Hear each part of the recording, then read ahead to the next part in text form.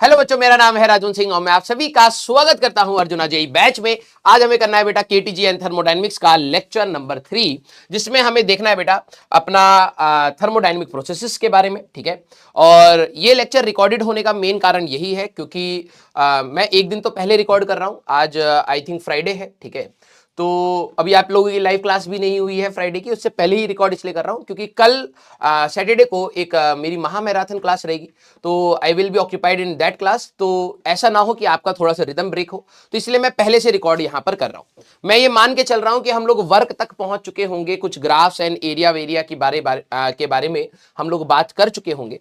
ठीक है, अगर मान लीजिए कि वहां तक नहीं पहुंच पाएगा तो ये छोटा वाला पार्ट मैं इसको दोबारा से इसमें ऐड ऑन कर दूंगा, स्टार्टिंग में रिकॉर्ड करके स्टार्टिंग में ऐड ऑन कर दूंगा, फिर आपको मिलेगा। ठीक है, तो अब बात आ रही थी बेटा हमारे पास, अगर आप फर्स्ट लॉ ऑफ थर्मोडायनेमिक्स के बारे में बात करें तो वहां पर हमारे पास क्या था बेटा, dq जो भी आपने हीट दी है वो गैस के दो हिस्सों में जाएगी, internal energy and work done के बारे में, है ना। यही बात हुई थी हमारे पास। आई होप सो यहां तक हम लोग पहुंच गए होंगे। ठीक है, अब बात आती है कि dq और du और w, सर ये w क्या है? ये है हमारे पास वर्क डन। आपको आखिरी में एक समरी दूंगा और अगर आपने वो समरी को ध्यान से समझ लिया दैट मींस आपका ये काम हो जाएगा। Work done is integration of pressure of gas into DV. ये ठीक है, तो इसको अब आपको समझना है कि यार प्रेशर ऑफ द गैस तो वो वेरी कराया जा सकता है ना, और कई प्रकार से वेरी कराया जा सकता है।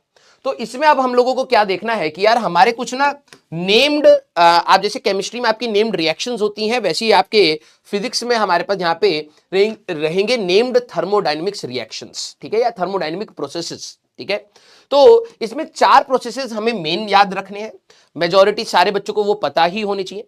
प्लस जेई वहां तक भी नहीं रुकता है, पॉलीट्रॉपिक प्रोसेसेस, रैंडम अगर कोई प्रोसेस हो जाए तो सर उसमें वर्क डन कैसे निकालना है उसके बारे में भी हम लोग बात करेंगे। ठीक है, तो हमारे पास क्या रहेगा बेटा, आइसोबारिक प्रोसेस रहेगा। ठीक है, आइसो वर्ड मतलब आपका होता है सेम, बारिक मींस प्रेशर। तो इसमें प्रेशर आपका अगर कांस्टेंट है, कोई गैस में प्रेशर अगर आपका कांस्टेंट है, तब आपको सारी चीजें कैसे सोचनी है। फिर आपका रहेगा बेटा आइसोकोरिक प्रोसेस। ठीक है, अब मैंने आपको पहले ही बताया है कि थर्मोडायनेमिक्स के जब हम लोग एडवांस के भी सवाल लगाएंगे, बहुत ही ज्यादा छोटी छोटी चीजें चाहिए। ठीक है, तो इसमें मैं आपको बहुत सारी छोटी छोटी चीजें लिखूंगा, तो आपको क्या रखना है, उन सारी चीजों पर फोकस रखना है, सभी चीजों के पीछे की अंडरस्टैंडिंग रखनी है, और आपको वही क्वेश्चन में कन्वर्ट होते हुए दिखेंगे। Thermodynamics is very easy chapter. ठीक है, आइसोकोरिक, आइसोकोरिक मतलब हमारे पास वॉल्यूम है, तो वॉल्यूम अगर हमारे पास कांस्टेंट है तब हमारे पास बात होगी। ठीक है, आइसोथर्मल हमारे पास है। ठीक है, और केमिस्ट्री में भी आप लोगों ने थोड़ा बहुत पढ़ा होगा, iso means same, thermal means temperature. तो टेम्परेचर हमारे पास जब कांस्टेंट होता है तब की हमें बात करनी है। ठीक है, और एडियाबैटिक, हमारे पास एडियाबैटिक प्रोसेस, जहां पर किसी भी प्रोसेस में delta Q heat exchange with the surrounding is equal to 0। Sudden processes की अगर हम लोग बात करेंगे तो ये रहेगा। और जेई एडवांस के लिए या जेई मेंस के कुछ अच्छे सवालों के लिए पॉलीट्रॉपिक प्रोसेस, पॉलीट्रॉपिक प्रोसेस के बारे में भी हमें यहां पर बात करनी है। ठीक है, polytropic process is a random process. Sir इन चारों को हटा करके अगर कोई रैंडम प्रोसेस आ जाए, उसमें वर्क डन, हीट और ये सारी चीजों की बात अगर हो, तो हम लोग कैसे करेंगे, that is your polytropic process. अब आपके स्कूल में क्या रहेगा, ध्यान से सुनना। आपके स्कूल में अगर आप देखें तो ये 4 प्रोसेसेस आपके स्कूल में रहेंगे। ठीक है, और इसको अगर आप और कर लेंगे साथ में तो आपका पूरा एडवांस तक की तैयारी हो जाती है। ठीक है, तो रैंडम प्रोसेसेस के बारे में भी हम लोग बात करेंगे। ठीक है, तो चलते हैं बेटा एक एक प्रोसेस से स्टार्ट करते हैं। आइसोकोरिक प्रोसेस एक ऐसा प्रोसेस जिसमें आपका वॉल्यूम कांस्टेंट होता है, that is called an isochoric process. ठीक है, अब अगर आप पीवी का ग्राफ बनाएंगे तो पीवी का ग्राफ मैं ऐसे काम करता हूं, मैं अपने हिसाब से बनाता हूं। ठीक है, अगर आप पीवी का ग्राफ बनाए, पॉइंट बाय पॉइंट चलते रहना बेटा। ठीक है, इसमें छोटे छोटे चीजें ही हैं बेटा।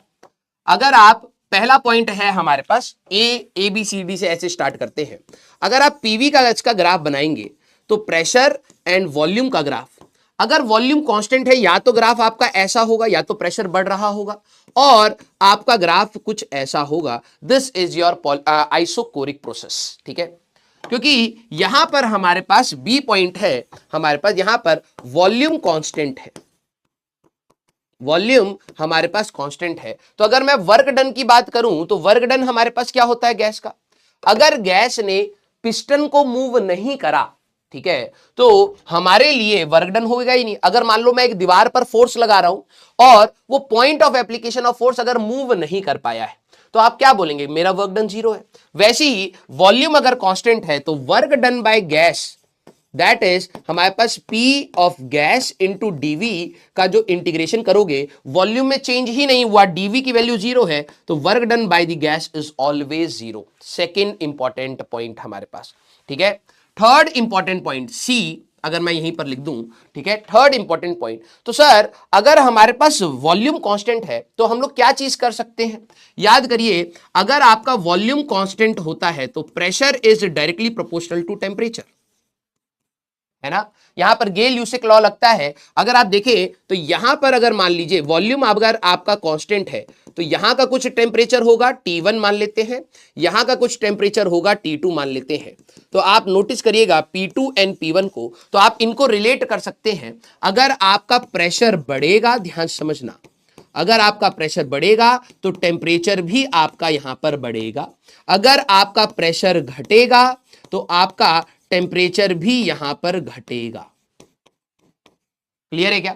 जैसे इस वाले प्रोसेस की बात करेंगे तो सर प्रेशर बढ़ रहा है तो टेम्परेचर बढ़ रहा है, प्रेशर घट रहा है तो टेम्परेचर हमारे पास घट रहा है, ठीक है। तो P1 बाय T1 या P1 by P2 is equal to T1 by T2, ये आप रिलेशन लगा सकते हैं, ठीक है। क्लियर हुई क्या बात। C point.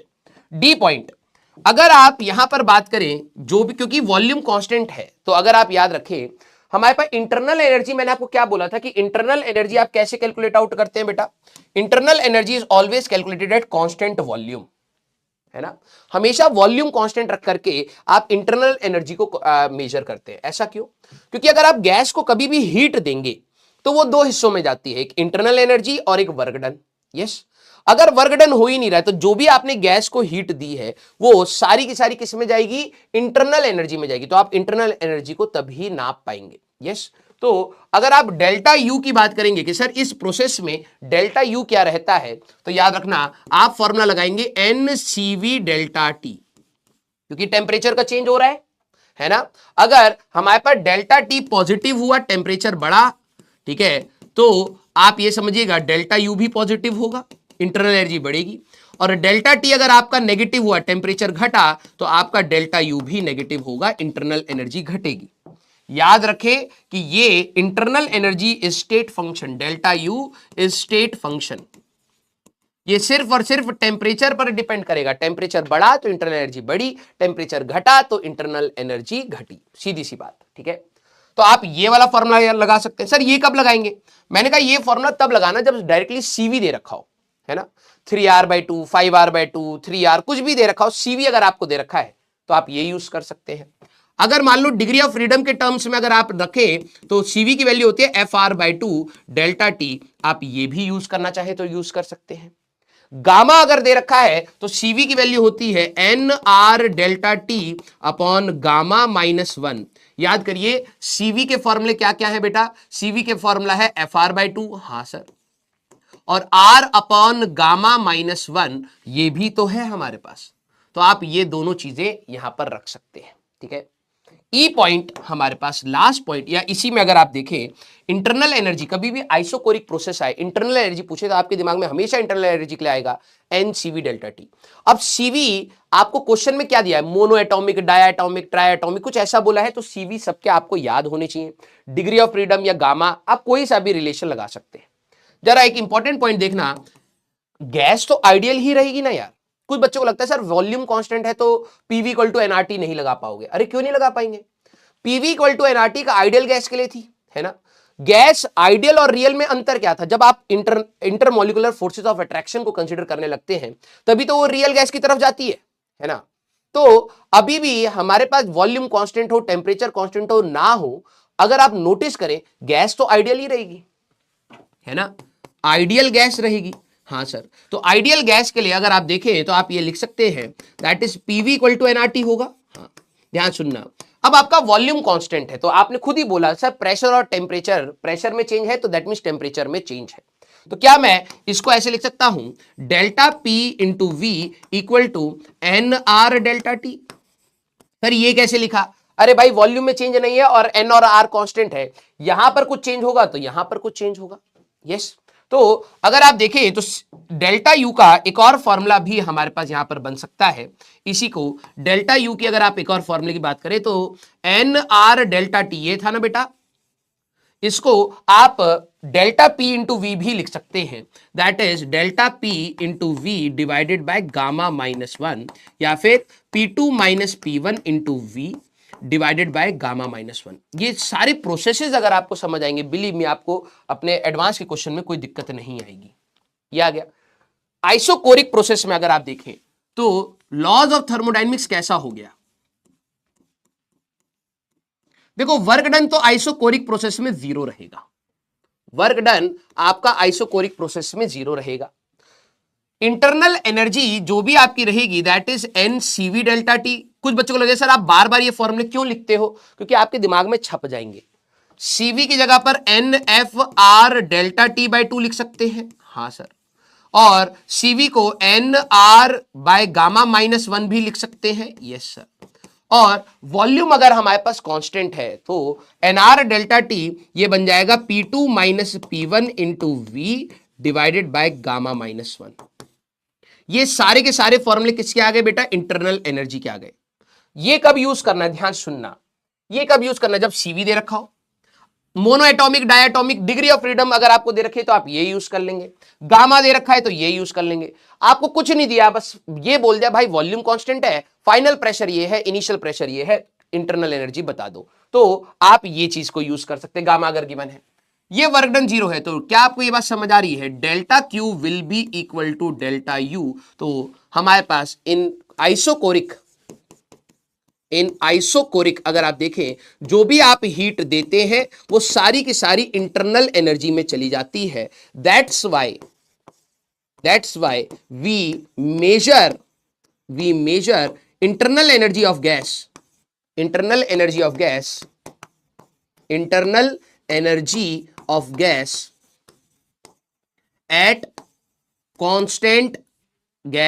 Eight constant volume.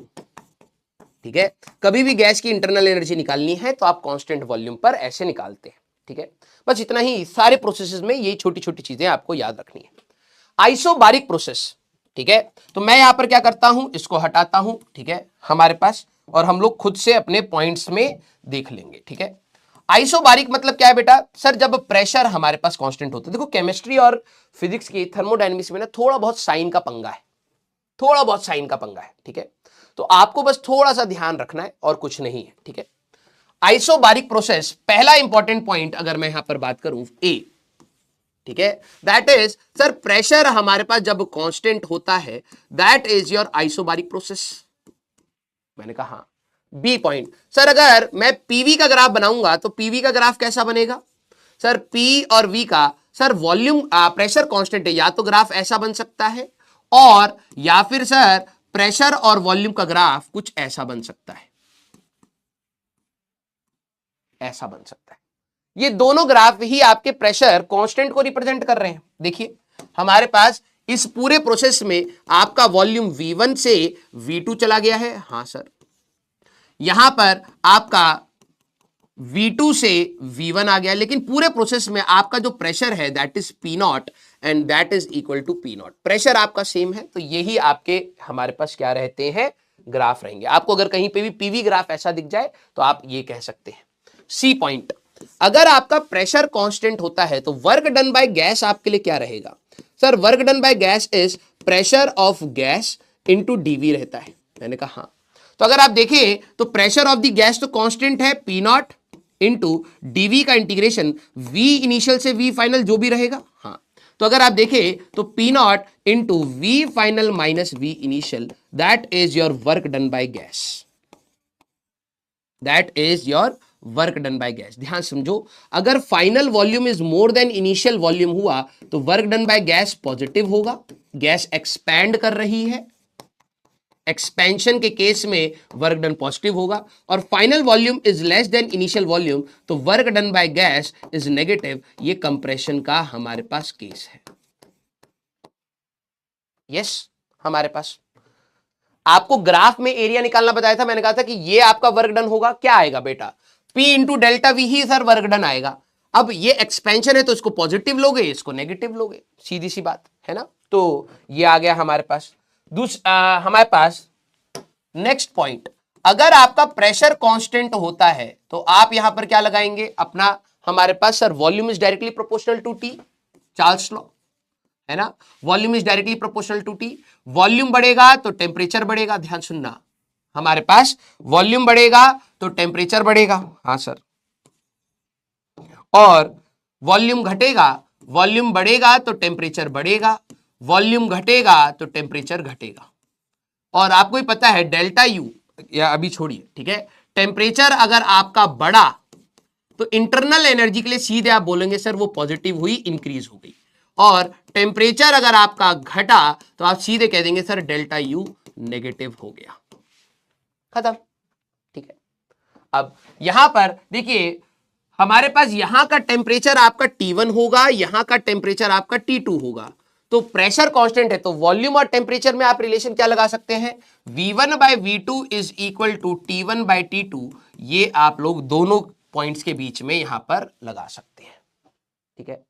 अब बात आई सर अगर मैं कांस्टेंट प्रेशर पर अगर मैं यहां पर हीट दे रहा हूं, ठीक है, कि गैस का प्रेशर कांस्टेंट है तो इंटरनल एनर्जी क्या होगी इस प्रोसेस में, इंटरनल एनर्जी अभी भी आपकी एनसीवी डेल्टा टी ही रहेगी।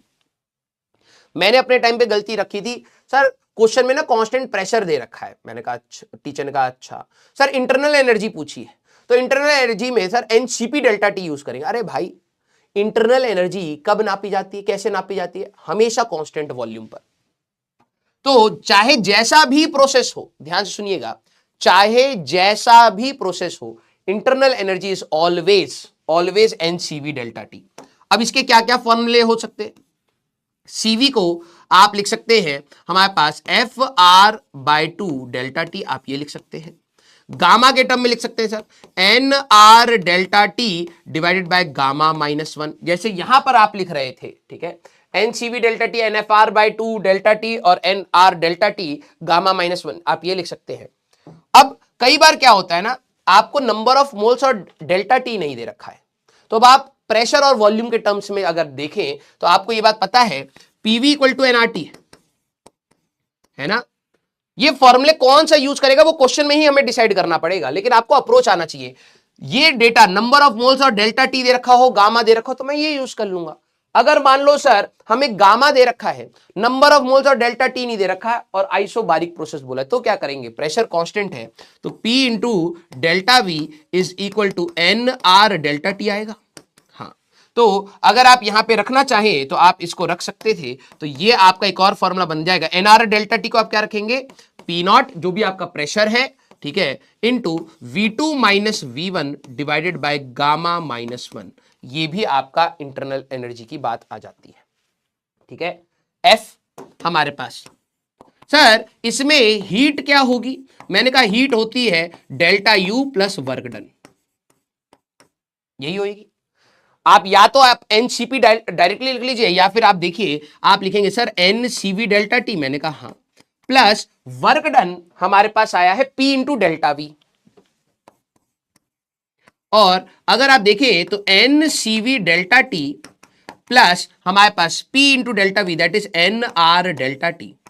अगर आप देखें तो N into CV plus R, ठीक है, डेल्टा टी, ये क्या बन गया बेटा एन सीपी डेल्टा टी, ठीक है। तो आपको मैं समरी क्या देना चाहता हूं इस वाले के, आखिरी में सभी का समरी मिल जाएगा, ठीक है। Delta Q is equal to delta U plus work done होता है सर।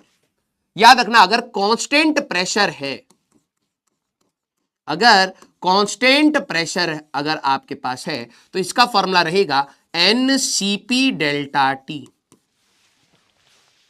हीट के फॉर्मूले में सीपी रखोगे, internal energy is always N CV delta T N F R delta T by two N CV की जगह R delta T divided by gamma minus one P into V2 minus V1 upon gamma minus one. ये आपके सारे फॉर्मूले रहेंगे internal energy के।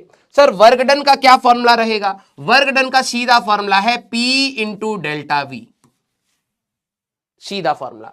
Sir इसमें क्या क्या फॉर्मूले रहेंगे? या तो देखो आपको सीपी पता है ना, सीपी बाय सीवी आपका गामा होता है। हाँ सर, यहां से आप सीपी निकाल सकते हैं, या CP minus CV equal to R हमारे पास होता है, वहां से आप सीपी निकाल सकते हैं। तो आपको एक बार ये पता लग गया तो आप सीपी आसानी से निकाल लेंगे और आपका सवाल हो जाएगा। क्लियर? अब आइसोथर्मल प्रोसेस, सर ये क्या होता है? Isothermal process that is a process in which temperature is constant. ठीक है, एक ऐसा प्रोसेस, पहला पॉइंट, जिसमें आपका टेम्परेचर कांस्टेंट होता है, उसमें उसको आप कहते हैं अपना आइसोथर्मल प्रोसेस। ठीक है, अगर मैं आपको इसमें P और V का ग्राफ के बारे में बात करूंगा तो P और V का ग्राफ हमारे पास क्या होगा? सर एक रेक्टेंगुलर हाइपरबोला होता है, कुछ ऐसा सर हमारे पास ग्राफ रहेगा, है ना, कुछ ऐसा हमारे पास ग्राफ रहेगा। और सर इसी को हम लोग कहते हैं अपना आइसोथर्म। ठीक है, जिसमें टेम्परेचर हमारे पास कांस्टेंट है, इसको हम कहते हैं अपना आइसोथर्म। अब मैं बोलूं कि भाई इसका वर्क डन बताओ, क्योंकि यहां पे तो प्रेशर और वॉल्यूम दोनों चेंज हो रहे हैं, तो जरा यहां पर बताना कि वर्क डन हमारे पास क्या होगा। ये V1 से लेके V2 तक गया है, तो अब बताइए C point work done by gas हमारे पास कितना होगा? तो आप कहेंगे sir integration of P dV हमें करना पड़ेगा। क्या प्रेशर कांस्टेंट है? खुद से सोचिए। नहीं सर। क्या dV जीरो है? नहीं, जैसे पहले चल रहा था। अब तो सर हमें यह बात पता है कि यार यहां पर ना प्रेशर की वैल्यू बार बार वेरी कर रही है। मैंने कहा हाँ, और इस इंडिकेटर डायग्राम में सर ये एरिया अगर मैं निकाल दूंगा तो वर्क डन आएगा। मैंने कहा यार ये कोई ट्राइंगल तो है नहीं कि तू half into base into height लगाए। हाँ सर। कोई स्क्वायर तो है नहीं कि तू लेंथ इंटू ब्रेथ कर दे। यस। तो तू कैसे करेगा भाई? तो सर इसमें अगर मुझे ये एरिया चाहिए तो इंटीग्रेशन तो करना ही पड़ेगा। अब कैसे करते थे? वेरिएबल क्या है? वॉल्यूम है। क्या प्रेशर वेरी कर रहा है? हाँ, तो प्रेशर को वॉल्यूम के टर्म्स में लाने की कोशिश करिए। तो मैंने कहा यार गैस तो आइडियल ही रहेगी। हाँ सर। तो मैंने कहा pressure is nRT by V होता है। अगर मैं यहां पे रख दूं तो ये आ जाएगा बेटा nRT बाय V dV। ये आ गया V इनिशियल से V फाइनल, ये आ गया। कांस्टेंट चीजों को बाहर निकाल लीजिए, nRT और dV बाय V का इंटीग्रेशन करना है V इनिशियल से V फाइनल। तो ये 1/V का इंटीग्रेशन क्या होगा? सर लॉग होगा, तो nRT natural log V final minus natural log V initial. Sir ये वर्क डन आएगा। अब ये स्कूल में डेरिवेशन पूछी जा सकती है। तो अगर आप work done by gas in isothermal process की बात करें तो क्या रहता है? nRT log A minus log B लगा सकते हो, ln V final by V initial. Sir ये भी है। आप 2.3 इसको नेचुरल लॉग है टू द बेस E होता है बेटा, आप इसको 2.303 nRT log to the base 10 V final by V initial भी कह सकते हैं। यस, तो this is work done by gas. अब याद करिए जब प्रेशर हमारे पास कांस्टेंट होता है, ठीक है, डी पॉइंट, जब टेम्परेचर हमारे पास कांस्टेंट होता है तो क्या आप कह सकते हैं P initial V initial equal to P final V final, Boyle's law? हाँ सर कह सकते हैं। तो मैंने कहा कि अगर आप देखें तो V final by V initial हमारे पास क्या हुआ sir? That is P initial by P final.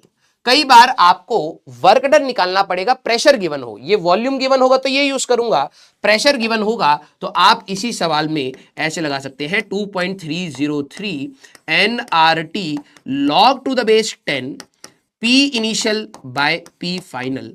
आपका ये वर्क डन के फॉर्मूले हो गए आइसोथर्मल में। तुम सोचो सर मैं ग्राफ का एरिया निकाल दूंगा तब भी तेरे को इंटीग्रेशन करना पड़ेगा, तो ये फॉर्मूला याद करना ही बेटर है। ठीक है, तो ये हमारे पास यहां पर हो गया। ई पॉइंट अगर देखें तो टेम्परेचर कांस्टेंट है। हाँ सर पूरे प्रोसेस में, तो डेल्टा यू क्या रहेगा? सर डेल्टा यू तो एन सीवी डेल्टा टी होता है, स्टेट फंक्शन है सर। मैंने कहा हाँ सर ये तो हमारे पास स्टेट फंक्शन है। मैंने कहा यस। अगर चेंज इन टेम्परेचर ही नहीं है तो डेल्टा टी अगर हमारे पास जीरो है, क्योंकि टेम्परेचर कांस्टेंट है, तो डेल्टा यू हमारे पास क्या रहता है, जीरो रहता है। तो याद आपको क्या रखना है, अगर आपका साइक्लिक प्रोसेस हो, cyclic process slash isothermal process, isothermal process, दोनों में आपकी टोटल इंटरनल एनर्जी का जो चेंज है that is zero. Internal energy आपकी यहां पर चेंज नहीं करती है। क्लियर? ठीक है, बेसिक सी। तो सर अब हमारे पास लॉ क्या बचा? मैंने कहा लॉ क्या है, सिंपल सा, delta Q is equal to delta U plus work done है। अगर आप आइसोथर्मल प्रोसेस की बात करें, अगर आप आइसोथर्मल प्रोसेस की यहां पर बात करें, तो आइसोथर्मल प्रोसेस में हमारे पास क्या होता है, ध्यान से देखिए, डेल्टा यू तो हमेशा आपका जीरो रहेगा क्योंकि टेम्परेचर का चेंज ही नहीं हुआ। ठीक है सर, वर्क डन का फॉर्मूला, वर्क डन का आइसोथर्मल में आपको याद होना चाहिए, N R T log of, natural log की बात कर रहे हैं तो V final by V initial, yes sir, N R T natural log to the base E है बेटा ये, P initial by P final, हाँ सर। अगर आप नेचुरल लॉग नहीं, बेस टू द 10, बेस 10 लेके चले तो 2.303 N R T log to the base 10 V final by V initial, yes sir, और 2.303 N R T log to the base 10 V P initial by P final आपका ये रहेगा। ये आपके work done के फॉर्मूले कोई भी यूज कर सकते हैं। सर इतने में से कौन सा यूज करना है गधे? अगर तेरा सवाल में बोला है आइसोथर्मल और प्रेशर दे रखा है, इनिशियल प्रेशर ये है, फाइनल प्रेशर ये है, तो ये लगाऊंगा या ये लगाऊंगा। वॉल्यूम दे रखा है तो ये लगाऊंगा, ये वाला और ये वाला। क्लियर? तो ये हमारे पास वर्क डन के फॉर्मूले हैं। सर डेल्टा यू तो जीरो है, यस। अगर आप बोले कि सर इसमें क्या रहेगा, एनसीपी डेल्टा टी यूज करूंगा, एनसीवी डेल्टा टी यूज करूंगा, क्या यूज करूंगा बेटा? हीट हमारे पास देखा जाए ये जीरो है, always equal to work done, always equal to work done. अब क्या होता है ना, बच्चे कंफ्यूज होते हैं, सर आइसोथर्मल प्रोसेस में ना डेल्टा क्यू पूछा था, तो ये दिमाग लगा, आइसोथर्मल में डेल्टा यू जीरो होएगा हमेशा, तो जो भी तेरा वर्क डन का फॉर्मूला है वही तेरा हीट का भी फॉर्मूला है, सीधी सी बात। तो अगर तेरे को कभी भी हीट के बारे में पूछे तो वर्क डन ही निकाल देना, वो always equal to work done ही हमारे पास होता है। क्लियर हुई क्या बात? ठीक है, अब जरा यहां पर ध्यान से समझ, अगर V final is greater than V initial है तो क्या हुआ सर? एक्सपेंशन हुआ। मैंने कहा अच्छा, एक्सपेंशन के केस में गैस एक्सपेंड करेगी तो वर्क डन पॉजिटिव आएगा नेगेटिव आएगा? सब positive. V final is greater than V initial तो अपने आप लॉग क्या बन जाएगा? पॉजिटिव बन जाएगा, तो वर्क डन तेरा गैस का दैट विल बी पॉजिटिव। और अगर sir final volume is less than initial volume, मतलब क्या हुआ? कंप्रेशन हुआ, तो अब साइन तेरे को अपने आप मिलेगा बेटा, ज्यादा दिमाग नहीं लगाना। कंप्रेशन हुआ तो sir final volume by initial volume अगर मैं करूंगा तो ये लेस देन 1 हो जाएगा। लॉग के अंदर अगर लेस देन 1 है तो ये सर नेगेटिव अपने आप आ जाएगा, तो साइन तेरे को ज्यादा लोड नहीं लेना, सिर्फ वैल्यू रखनी है, सिर्फ वैल्यू रखना, अपने आप साइन आएगा। ठीक है, अगर वर्क डन पॉजिटिव आया, सवाल में ये भी पूछा जाता है हीट एब्जॉर्ब हुई या रिलीज हुई, तो याद रखना वर्क डन पॉजिटिव आएगा तो डेल्टा क्यू पॉजिटिव आएगा, हीट एब्जॉर्ब होगी। एब्जॉर्ब या रिलीज आप कैसे देखेंगे? साइन से देखेंगे बेटा। अगर आपका work done by gas negative आया, क्योंकि डेल्टा यू कुछ है नहीं, तो delta Q will B negative, ये हुआ हीट रिलीज। तो आपको यहां से पता लगेगा कि पॉजिटिव वर्क डन है तो heat absorb, negative work done है तो heat release. This is your isothermal process. Clear है क्या? अगला है and the last is adiabatic process. ठीक है, adiabatic process. Sir adiabatic process हमारे पास क्या होता है? ये आप लोगों ने सभी जो पिछले वाले हैं केमिस्ट्री में पढ़े हुए। ठीक है, these are the sudden processes, ऐसे प्रोसेस जो अचानक से हो जाए गैस पर, जैसे आपके टायर में, बहुत सिंपल सा एग्जांपल है, आपके टायर में एयर भरी पड़ी है, साइकिल की टायर में एयर है, अचानक से गर्मी के दिन किसी समय वो टायर फट जाए, तो जो टायर के अंदर की गैस है वो अचानक से बाहर बाहर निकलेगी। तो जो सडन प्रोसेसेस हुए उसमें क्या होता है ना, गैस अपनी हीट एक्सचेंज नहीं कर पाती। भाई देखो, अगर मान लो कि एक रूम ठंडा है, ध्यान समझना, एक रूम ठंडा है और इसी अपने रूम का ही मान ला, रूम बहुत ठंडा है, तुम बहुत तेजी से अगर भागोगे तो क्या तुम्हें ठंड लगेगी? सोचना, क्या तुम्हें ठंड लगेगी? नहीं। रूम को बिल्कुल तेजी से क्रॉस कर जाओ, क्या ठंड लगेगी? नहीं। लेकिन उसी रूम में अगर आप धीरे धीरे से पास करोगे तब आपको ठंड महसूस होगी, हाँ या ना? समझ आई बात? तो जो हीट होती है उसको एक्सचेंज करने में, एक हाई बॉडी से, हाई टेम्परेचर की बॉडी से लो टेम्परेचर की बॉडी में जाने में हीट को समय लगता है। आप लोगों ने देखा होगा कि कोयले के ऊपर लोग दौड़ जाते हैं, अगर कोई भी कोयले के ऊपर जाकर के खड़ा हो जाएगा तो क्या पांव नहीं जलेंगे उसके? जलेंगे, क्योंकि हीट ट्रांसफर होने में टाइम लगता है। लेकिन अगर आप कोयले के ऊपर दौड़ के निकल जाओगे तो एक्चुअली में आपने क्या करा, टाइम ऑफ कांटेक्ट आपने अपना कम कर दिया, तो हीट का एक्सचेंज उतना नहीं होगा। समझी बात? वैसे ही सडन प्रोसेसेस में क्या होता है कि जो हीट का एक्सचेंज होता है दैट इज इक्वल टू 0, आप ये बोल दीजिए। और अगर हीट का एक्सचेंज 0 है तो नॉन कंडक्टिंग वॉल भी आप कह सकते हैं कि भाई कंडक्टिंग वॉल ही नहीं थी, हीट कहां से एक्सचेंज होगी? नॉन कंडक्टिंग वॉल आप भी कह सकते हैं, ठीक है। आइसोथर्मल में हमारे पास याद रख लेना कि टेम्परेचर कांस्टेंट कब रहेगा, मान लो आपने सिस्टम को हीट दी, टेम्परेचर कांस्टेंट कब रहेगा? जब हमारे पास वॉल्स क्या रहेंगी? कंडक्टिंग रहेंगी। हीट देनी भी तो पड़ेगी ना, तो वॉल्स आपकी क्या होनी चाहिए? कंडक्टिंग होनी चाहिए। एडियाबैटिक में non conducting wall, sudden processes या जहां पर हीट का एक्सचेंज नहीं हो पाए, those are your adiabatic process. Second part हमारे पास, ठीक है। अगर आप देखें work done by gas, cycle के टायर के अंदर हवा थी, गर्मी पड़ी, फट गया टायर, तो क्या गैस एक्सपैंड हुई? हाँ सर हुई। तो क्या वर्क डन बाय गैस होगा? हाँ सर पॉजिटिव होगा। आएगा ना बेटा? अब जरा ध्यान सुनना, अगर मैं पूछूं वर्क डन बाय गैस क्या होगा हमारे पास, तो आप कहेंगे कि sir delta Q is equal to delta U plus work done होता है। मैंने कहा हाँ सर, एडियाबैटिक प्रोसेस में तो डेल्टा क्यू 0 है। मैंने कहा यस। और सर आप ही ने बताया कि ये हमेशा आपका एनसीवी डेल्टा टी रहता है, internal energy is always NCV delta T. मैंने कहा yes, plus work done by gas.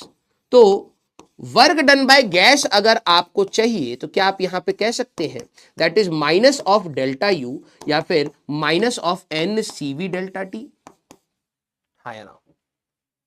Integration, sir integration से क्यों नहीं गए? लेंदी पड़ेगा, लेंदी पड़ेगा, इसलिए नहीं गया, आना वहीं पर ही है, ठीक है। तो work done by gas is negative of internal energy change. इसका मतलब क्या है बेटा? अगर गैस अचानक एक्सपैंड करती है, ठंडी हो जाती है, और अगर आप अचानक कंप्रेस करोगे तो गैस गर्म हो जाती है। आप लोगों ने कई बार ये नोटिस भी करा होगा, जो किसी को अगर पता हो कि जो एसी होते हैं, एसी के अंदर एक कॉपर ट्यूब होते है, पीछे कंप्रेसर होता है, तो एसी क्या करता है ना, उसके अंदर एक कूलिंग गैस होती है, वो कंप्रेसर उसको बहुत तेजी से खींचता है। जैसे ही वो बहुत तेजी सडन उसके अंदर एक्सपेंशन करेगा तो उस ट्यूब में जितनी भी गैस है वो ठंडी हो जाएगी। आप ट्यूब को छुओगे तो ठंडा लगेगा। फिर वो क्या करता है, दूसरे साइड मुड़ करके बहुत तेजी से गैस को कंप्रेस करता है। जैसी गैस बहुत तेजी से कंप्रेस होती है, हीट एक्सचेंज, हीट हमारे पास बाहर निकल जाती है। सडन प्रोसेसेस में अगर आप ध्यान से नोटिस करें तो इंटरनल एनर्जी से ही वर्क डन हो सकता है। जैसे मान लो कि मेरे को बाहर से खाना पीना नहीं मिल रहा है, ठीक है, और अगर मैं कोई भी काम करूंगा तो क्या मैं अपनी इंटरनल एनर्जी से ही कर रहा हूंगा? हाँ या ना? सोचिएगा, राइट। मेरे को बाहर से आज कोई खाना नहीं मिला, ठीक है, मैंने कुछ नहीं खाया, मेरे पास खुद की भी कोई एनर्जी होगी, यस। अगर मैं कोई भी वर्क डन करूंगा तो मेरी इंटरनल एनर्जी क्या हो जाएगी? कम हो जाएगी, यस, मेरी इंटरनल एनर्जी कम हो जाएगी। तो ये क्या बता रहा है, अगर work done by the gas positive हुआ, गैस ने अगर कोई काम किया तो उसकी इंटरनल एनर्जी फॉल करनी स्टार्ट हो जाएगी। और मान लो कि भाई मैंने कोई खाना वाना नहीं खाया, कोई पांव दबा रहा है, कोई मसाज कर रहा है, चंपी कर रहा है, तो हमको अच्छा लगेगा, इंटरनल एनर्जी बढ़ेगा, है ना? तो हमारे पास अगर वर्क डन हम पे होएगा तो इंटरनल एनर्जी बढ़ेगी। तो ये चीज रिप्रेजेंट करता है, आखिरी में लिखेंगे भी। तो अगर आप देखें तो वर्क डन बाय गैस अगर एडियाबैटिक का है तो आप क्या लिखेंगे? माइनस एन CV को sir F R delta T by two भी लिख सकते हैं, yes, minus N R delta T divided by gamma minus one भी लिख सकते हैं, यस, और माइनस को यहां पर अगर आप ले आए N R delta T upon one minus gamma भी लिख सकते हैं, यस, ठीक है। अब याद रखना एडियाबैटिक प्रोसेस हमारे पास क्या होता है, ठीक है। इन एडियाबैटिक प्रोसेस कोई भी चीज कांस्टेंट नहीं है। इन एडियाबैटिक प्रोसेस हमारे पास याद रखना pressure, volume, temperature, all three changes, तीनों के तीनों चेंज करते हैं। आइसोथर्मल में टेम्परेचर कांस्टेंट, आइसोबारिक में प्रेशर कांस्टेंट, आइसोकोरिक में वॉल्यूम कांस्टेंट। अब यहां पर तीनों हमारे पास चेंज करते हैं विद अ कंडीशन की कोई हीट एक्सचेंज नहीं हुई। समझे मैंने क्या बात बोली? तीनों यहां पर चेंज करते हैं विद अ कंडीशन कि हमारे पास कोई भी हीट एक्सचेंज नहीं हुई, ठीक है। तो अगर मान लो गैस का प्रेशर था P1, वॉल्यूम था V1, टेम्परेचर था T1, अब यहां पर आपने delta Q equal to zero का प्रोसेस कर दिया, heat exchange is equal to zero, ठीक है। तो आप याद रखिएगा प्रेशर भी चेंज होगा, इसको ना ऐसे इनिशियल और फाइनल के या P2 V2 कर लेंगे, कोई दिक्कत नहीं। प्रेशर भी चेंज होगा, वॉल्यूम भी चेंज होगा, टेम्परेचर भी चेंज होगा, तीनों चीजें चेंज होती हैं। सर कैसे चेंज होती है अभी उस पर आ रहे हैं। अब जरा यहां पर ध्यान सुनना, हमारे पास अगर आप देखें गैस तो आइडियल ही रहेगी ना यार। आइडियल गैस इक्वेशन अगर आप देखें तो P1 V1 equal to NR T1 होगा, हाँ sir. P2 V2 NR T2 होगा, हाँ सर। अगर मैं दोनों को सब्ट्रैक्ट कर दूं तो P2 V2 minus P1 V1 that is NR T2 minus T1 आएगा, यस। तो ये क्या बनता है बेटा, P2 V2 minus P1 V1 equal to NR delta T। तो वर्क डन बाय गैस अगर आप लिखना चाहें तो आप ये लिखना चाहें, ये लिखना चाहें, माइनस को अंदर नीचे ले गए तो बेटा वन माइनस गामा हो गया, या फिर आप ये लिखना चाहें, आपके ऊपर है, जो आपको बेहतर लगे सवाल में आपको लगाना पड़ेगा। P2 V2 minus P1 V1 upon one minus gamma. Work done by gas in adiabatic ये होता है। अब होता क्या है, टीचर इसके ऊपर बात करता है, बच्चे को कई बार सवाल में ये लगाने पड़ते हैं, बच्चा खो जाता है। इसलिए कह रहा हूं इसको एक बार लिख करके आइएगा संडे को, तब आपको इंपैक्ट फील होगा, ठीक है। ये हो गया सर हमारे पास, ठीक है। तो आइसोथर्म एडियाबैटिक प्रोसेस में डेल्टा Q जीरो है, तो ये हो गया NCV डेल्टा T। अब कोई बोले कि भाई इंटरनल एनर्जी क्या रहेगी हमारे पास, D पॉइंट। सर इस प्रोसेस में इंटरनल एनर्जी क्या रहेगी, नेगेटिव ऑफ वर्क डन। आपने वर्क डन निकाला, उसका नेगेटिव कर लीजिएगा बस, ठीक है। तो अगर आप यहां पर ध्यान से देखेंगे तो ये आएगा NFR, NCV डेल्टा T आप यूज करना चाहे, ठीक है। आप NCV डेल्टा T यहां पर यूज करना चाहे आप वो यूज कर लीजिए। आप NFR delta T by two use करना चाहे वो यूज कर लीजिए। आप NR delta T upon gamma minus one use करना चाहें आप वो यूज कर लीजिए, या फिर P initial V initial minus P final V final divided by one minus gamma use करना चाहें यूज कर लीजिए। जो भी आपको सही लगे सवाल में आप उसको यूज करेंगे। अब बात है कि सर डिराइव हो पाए तो ही तो कर पाएंगे, यस, ठीक है, यस। तो ये हमारे पास आता है D पॉइंट। E पॉइंट हमारे पास, सर आपने बात बोली, अरे सर आपने बात बोली इन एडियाबैटिक प्रोसेस, इन एडियाबैटिक प्रोसेस, मैंने कहा हां सर तीनों चीजें चेंज होती हैं। प्रेशर P1 V1 T1 से चेंज होके P2 V2 T2 पर जाता है। तो क्या रिलेशन रहता है इनके बीच में, क्या रिलेशन रहता है इनके बीच में, ठीक है। तो in adiabatic process relation between pressure and volume, relation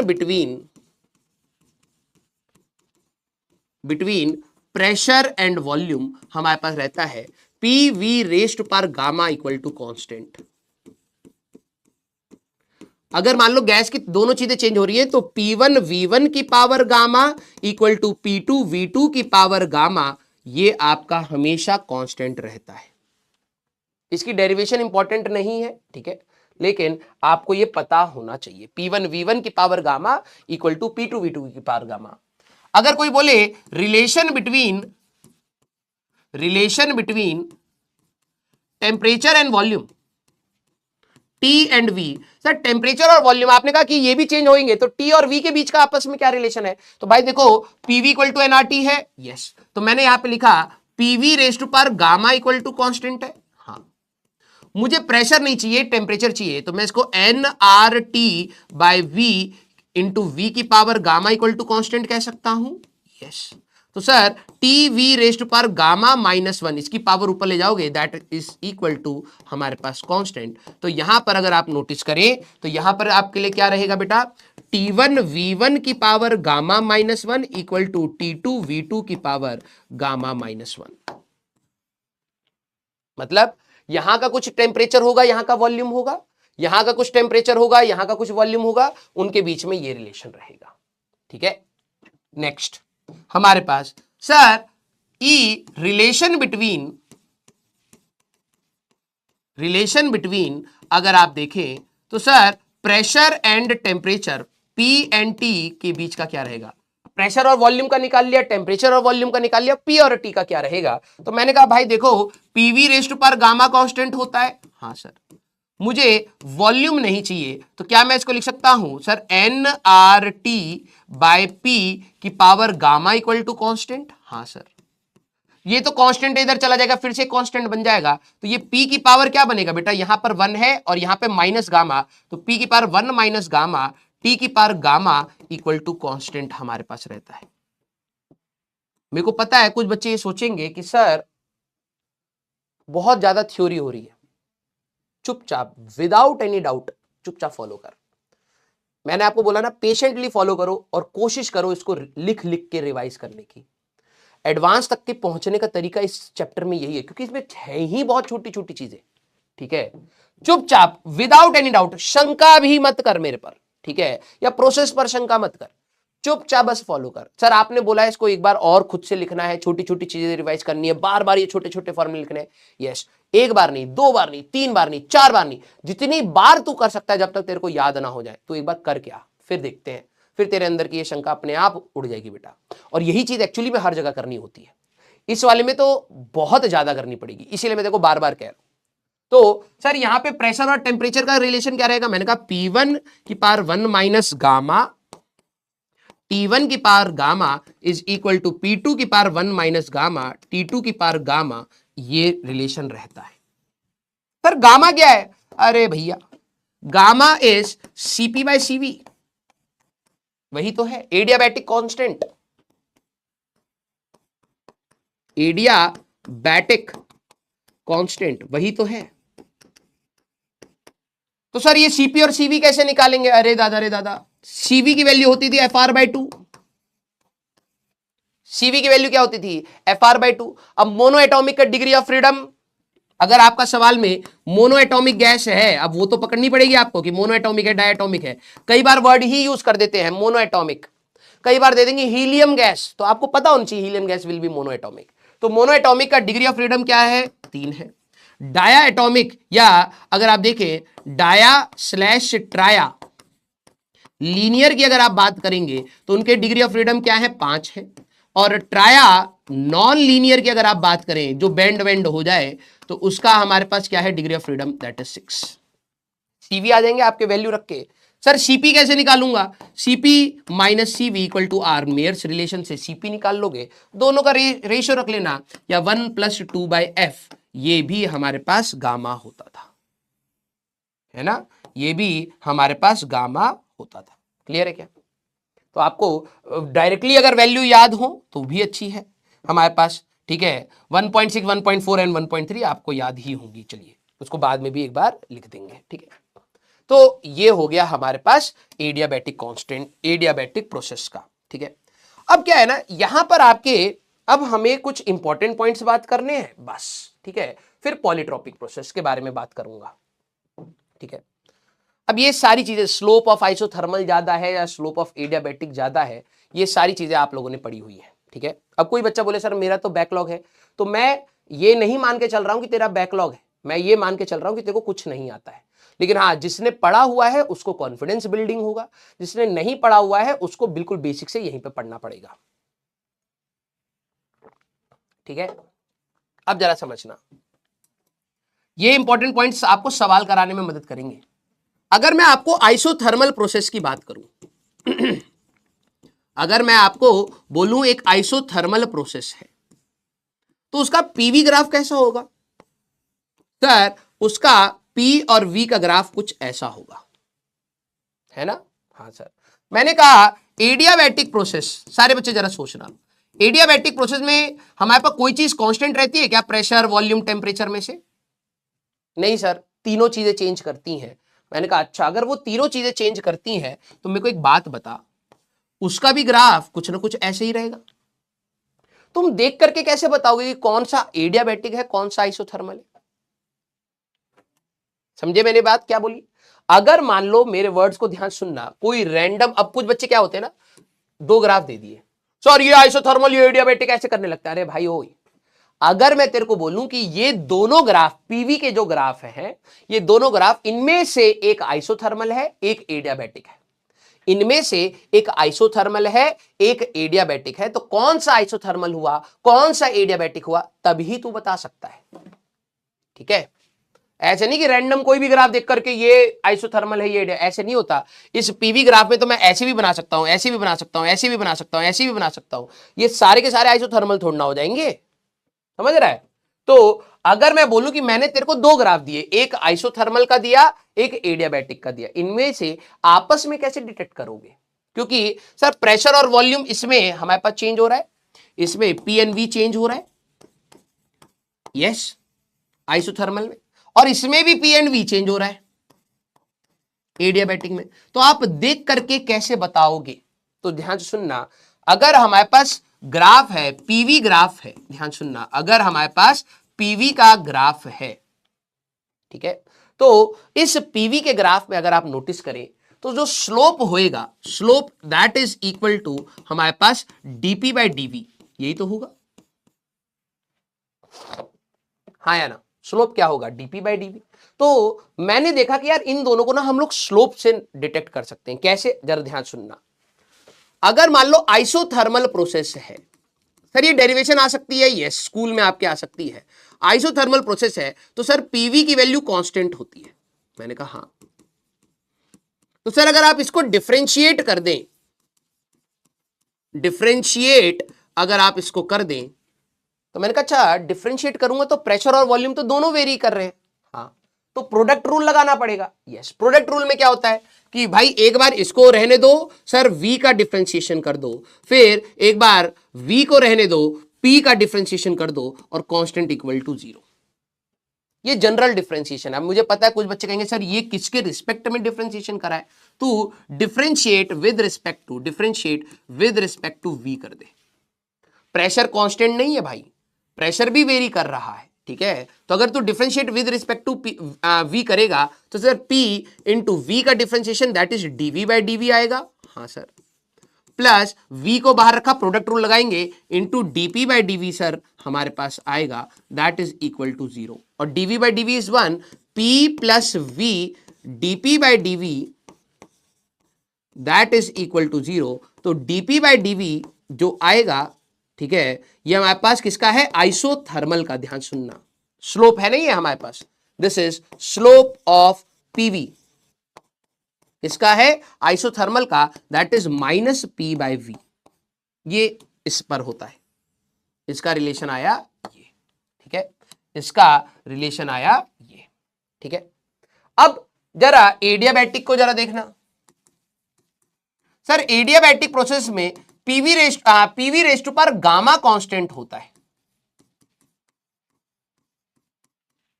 मैंने कहा इसको भी डिफरेंशिएट कर दो, तो सर किसके रिस्पेक्ट में? अरे भैया किसी के भी रिस्पेक्ट में कर ले, differentiate with respect to volume.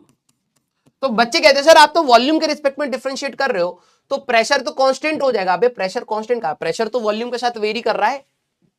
अगर तू कह रहा है कि वॉल्यूम के रिस्पेक्ट में डिफरेंशिएट कर रहा हूं तो दैट मींस वॉल्यूम वेरिएबल हुआ, तो अगर वॉल्यूम वेरी करेगा तो क्या प्रेशर कांस्टेंट रह पाएगा? नहीं, तो प्रेशर भी वेरी कर रहा है उसकी वजह से। तो जरा यहां पर समझना, सर इसको डिफरेंशिएट करेंगे, मैंने कहा प्रोडक्ट रूल लगाना पड़ेगा। वॉल्यूम का डिफरेंशिएशन करोगे gamma V raise to power gamma -1 into dV by dV, हाँ सर, प्लस अब v raise to power gamma ऐसे रहने दिया, प्रेशर का डिफरेंशिएशन करोगे dp by dv and constant का डिफरेंशिएशन इज इक्वल टू 0, यही आ जाएगा। dv बाय dv क्या होता है बेटा, दैट इज इक्वल टू 1 और v raise to power gamma, v raise to power gamma और v raise to power gamma यहां से हट जाएगा, तो क्या बचा है जरा ध्यान से समझना। सर यहां पे बनेगा गामा p, मैंने कहा यस सर, v की पावर -1 बचेगा plus dp by dv that is equal to 0, ये बचेगा। अगर सर हमें स्लोप निकालना है dp बाई dv किसका, एडियाबैटिक का, अगर सर आपको निकालना है तो that is equal to minus gamma p by v होगा। क्या आपको ये बात समझ आई? अब यहां से माइनस p बाई v क्या था, स्लोप ऑफ आइसोथर्मल, और ये गामा टाइम्स आया है, मतलब स्लोप ऑफ एडियाबैटिक, और ये बहुत इंपॉर्टेंट कंसेप्ट है बेटा, slope of adiabatic is gamma times of slope of isothermal. अगर आइसोथर्मल का कुछ स्लोप हुआ ना, एडियाबैटिक का स्लोप उससे गामा टाइम्स होगा। तो ये डेरिवेशन आपके स्कूल के लिए इंपॉर्टेंट है, ये कंसेप्ट हमारे लिए जेई के लिए इंपॉर्टेंट है। गामा की वैल्यू क्या आपको याद है? ठीक है, गामा सर ये होता है CP by CV, greater than 1 होगा, क्योंकि CP is always greater than CV, या फिर sir 1 plus 2 by F degree of freedom, मैंने कहा कुछ ना कुछ तो 1 में तू जोड़ ही रहा है, ग्रेटर देन 1 होगा।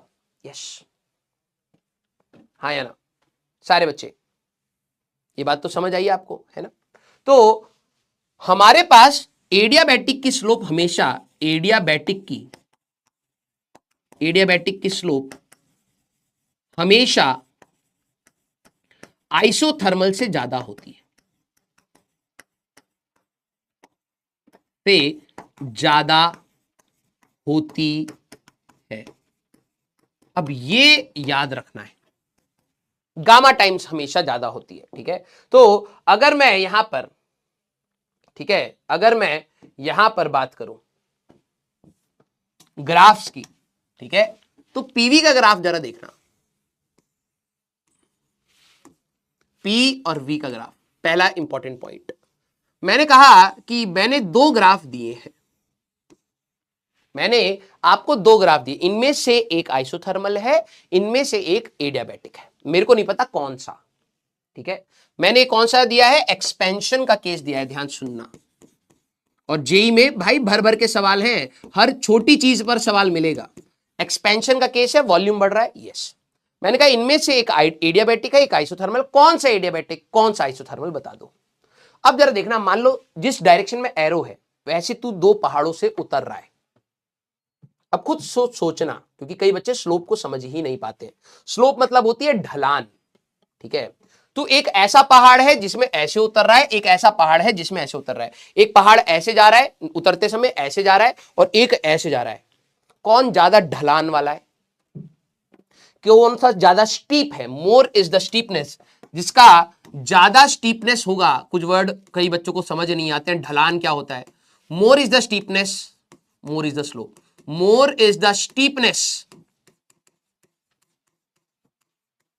मोर इज स्लोप बेसिकली, है ना?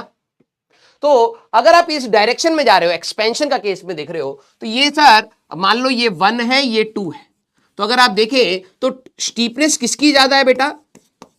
Steepness of 2 is more than steepness of 1 है।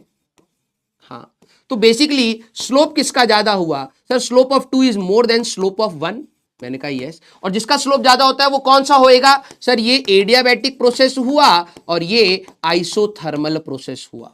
2 वाला आपका एडियाबैटिक वाले के लिए होगा और 1 वाला आपका आइसोथर्मल प्रोसेस होगा। तो आपको डिटेक्ट करने में यहां पर मदद हो जाती है। क्लियर? जरा नेक्स्ट देखना, ये आपको लग रहा होगा थ्योरी है, ये सवाल है बेटा जेई में पूछे हुए। मान लो मेरे पास P और V का हमारे पास ग्राफ है, ठीक है? P और V का हमारे पास यहां पर ग्राफ है। अब मैंने कहा कंप्रेशन का केस, अब मैंने यहां पर क्या कहा, कंप्रेशन का हमारे पास केस है ना। अब मेरे को जरा ये बताना, तुम इस डायरेक्शन में यहां पर चल रहे हो, this is your compression,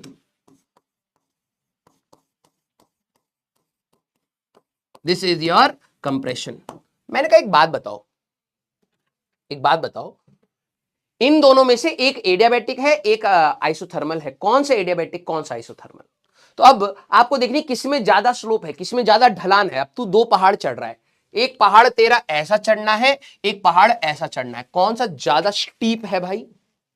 sir ये वाला अगर आप देखें, मान लो ये 1 है, ये 2 है, इसमें अगर आपको दे दे बोला जाए कौन एडियाबैटिक कौन, तो आपको देखना है इस डायरेक्शन में अगर आप चढ़ोगे तो कौन ज्यादा स्टीप है। तो सर स्टीपनेस अगर आप देखें, ढलान किसकी ज्यादा है सर, 1 की ज्यादा है और 2 की कम है,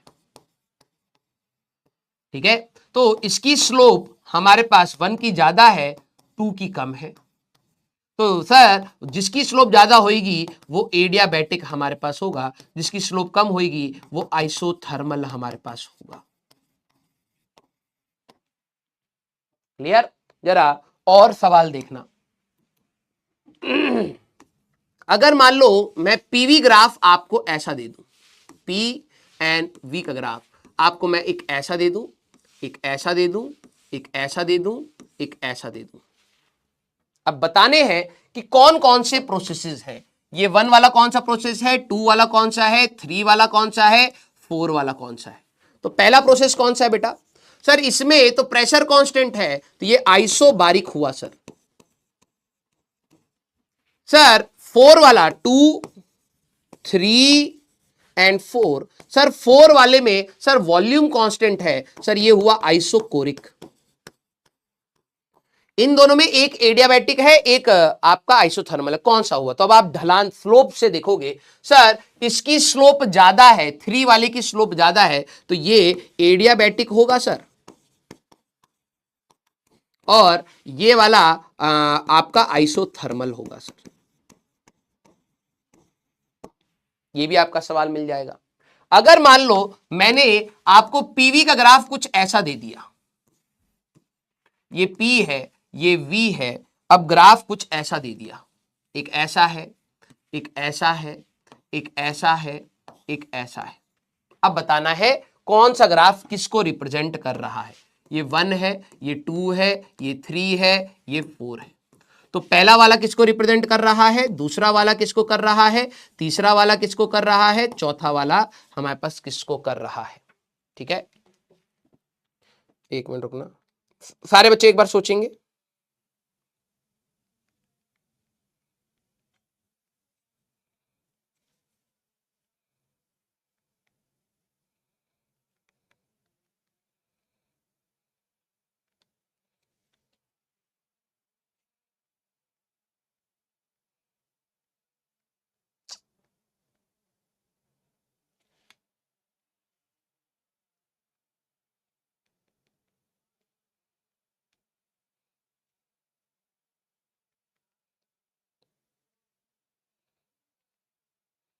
ओहो,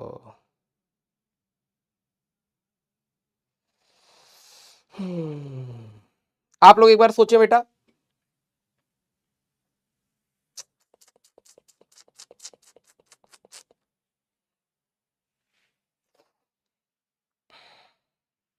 एक मिनट रुक जाना, एक ट्रांजैक्शन करना है। चल जा भाई, क्यों समय खा रहा मेरा, भक।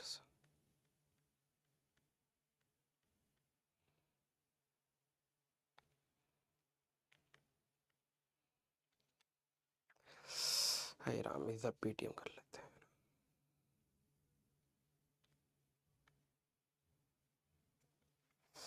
ठीक है।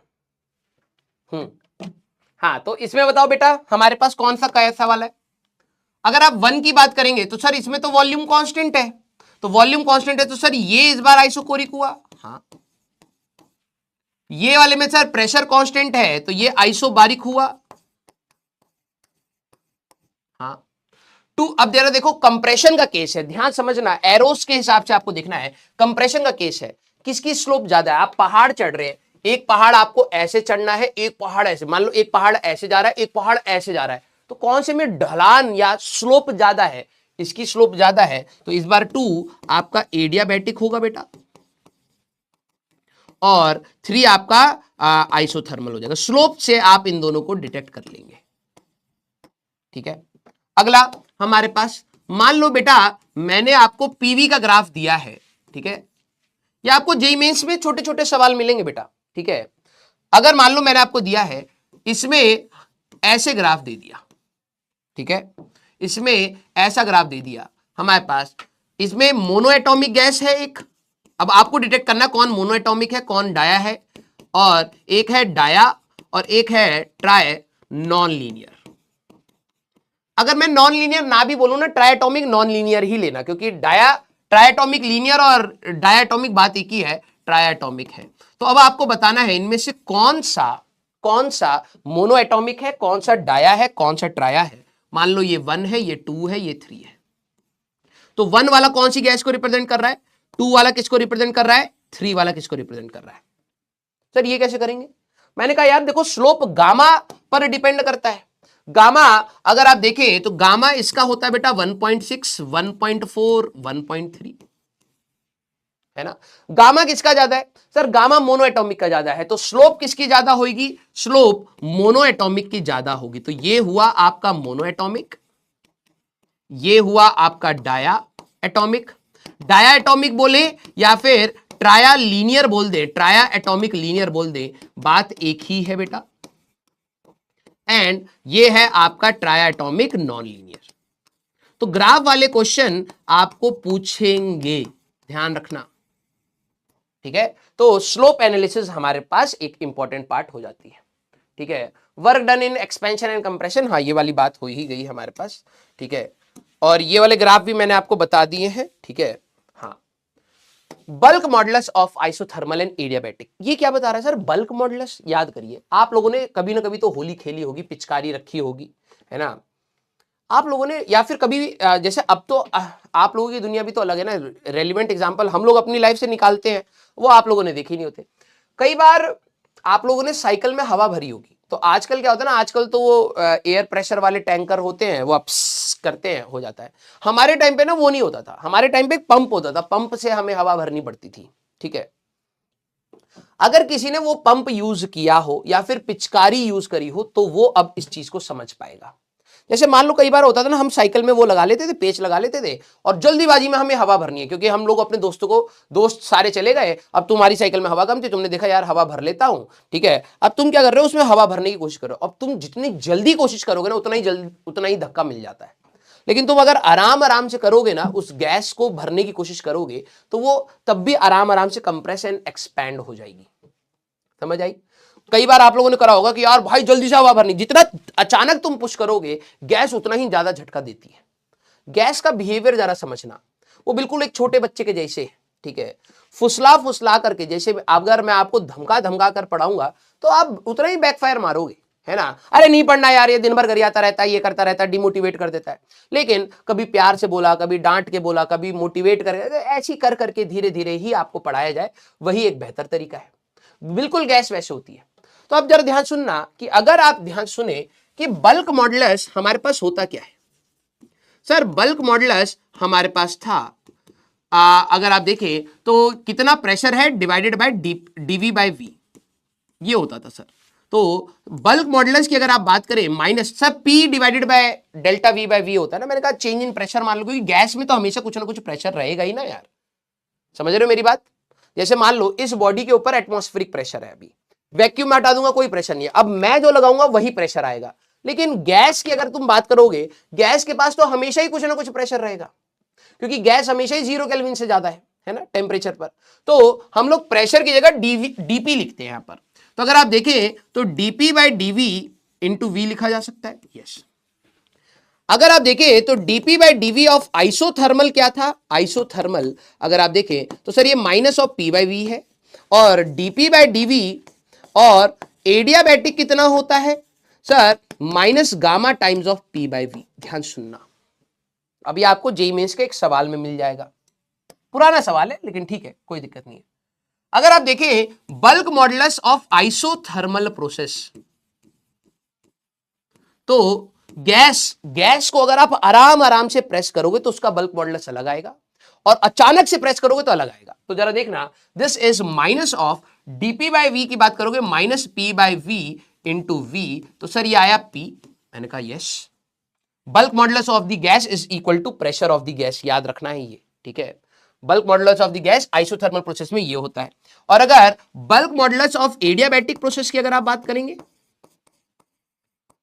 तो sir this is minus of minus dP by dV, कितना रखोगे sir, minus gamma P by V into V. तो वी और वी चला गया तो ये सर गामा टाइम्स पी आ गया। ध्यान सुनना, बल्क मॉडुलस ऑफ एडियाबैटिक, ठीक है, बैटिक is gamma times of bulk modulus of isothermal.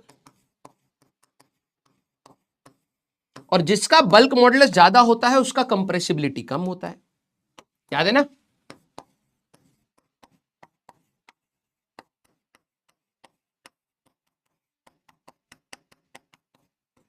लोगों को यह डाउट आ सकता है कि यार सर वो जो पिचकारी है, कभी कभार हम लोग ना जोश में आकर के, जैसे हमने देखा एक अंकल स्कूटर से आ रहे हैं, अब उनपे हमें पानी वो फेंकना है या रंग फेंकना है, तो हम जल्दी से जाते थे, बाल्टी में रखते थे और बहुत तेजी से खींचने की कोशिश करते थे, सक्शन क्रिएट करने की कोशिश करते थे।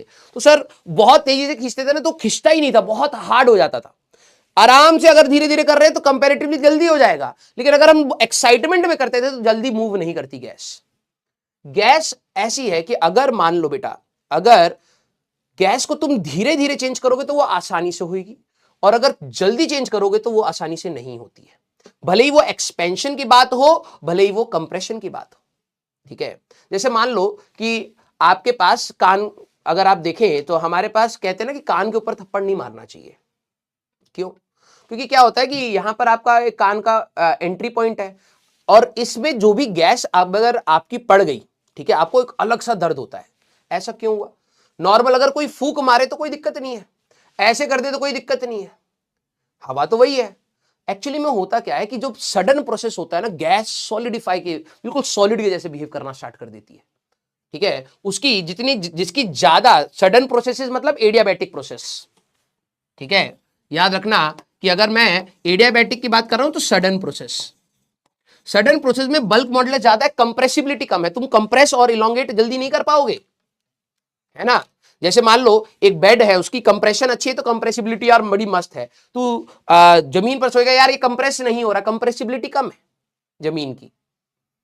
जो गैस होती है वो एक अलग तरीके से बिहेव करती है, अगर उसके अंदर स्लो प्रोसेसेस होंगे तो वो इतनी रिजिड बिहेव नहीं करती, लेकिन अगर आप अचानक से थप्पड़ मार रहे हैं, हवा यहां पर पैक हो गई, तो सडन प्रोसेस में गैस बिल्कुल सॉलिडिफाई हो जाएगी और बहुत ज्यादा चोट दे देगी, समझ रहे हो।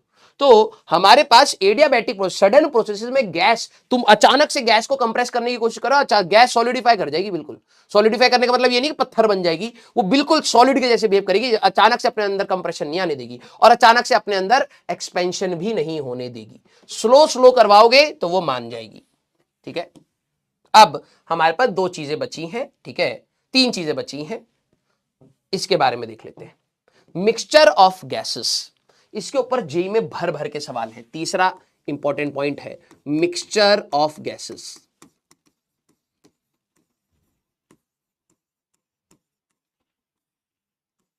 ठीक है यार, मेरे इस रूम में या तुम्हारे रूम में क्या सिर्फ ऑक्सीजन है?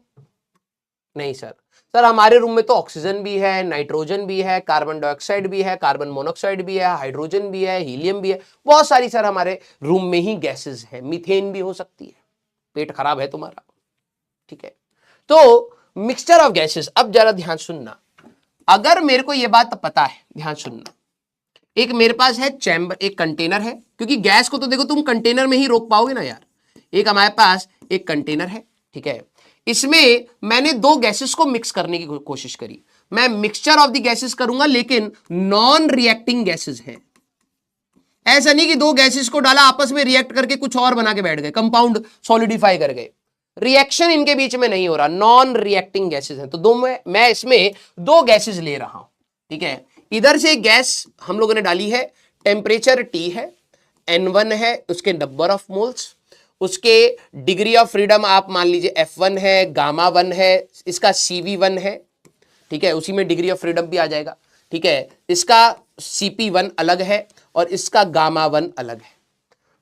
यहां पर हमारे पास कुछ गैस आई जिसका नंबर ऑफ मोल्स अलग है, टेम्परेचर T है, सेम टेम्परेचर पर मिक्सचर बनाएंगे, अदरवाइज टेम्परेचर का आदान प्रदान, हीट का आदान प्रदान होने लग जाएगा इनके बीच में। टेम्परेचर हमारे पास सेम है, ठीक है। अब मैं यहां से एक और दूसरी गैस को यहां पर डाल रहा हूं, सेकेंड गैस, इसके नंबर ऑफ मोल्स N2 है, इसका CV2 है, इसका CP2 है, इसका गामा 2 है, इसके अपने डेटा है, ठीक है।